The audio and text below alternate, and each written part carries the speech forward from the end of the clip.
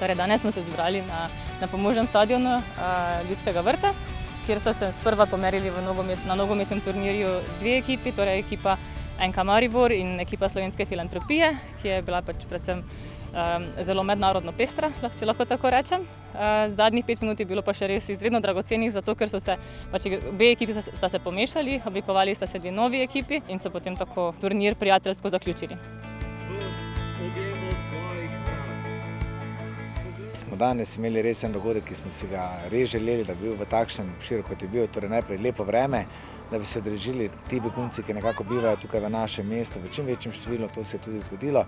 In seveda smo si želeli bivše športnike in aktualne športnike, da se nam nekako pridružijo. Tovrstni dogodki so za nas izjemno dragoceni.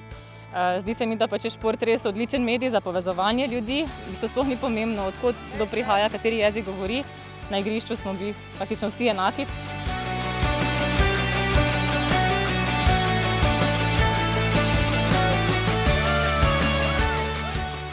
Dobro, rezultat v tej zgodbi ni bil pomemben, nekako pomembno je bilo druženje, torej zdaj kdo je zmagal je šport, bil je vrhunski dogodek, lahko rečem, da šport povezuje svet in povezuje ljudi med sabo in vsekakor smo zelo zadovoljni.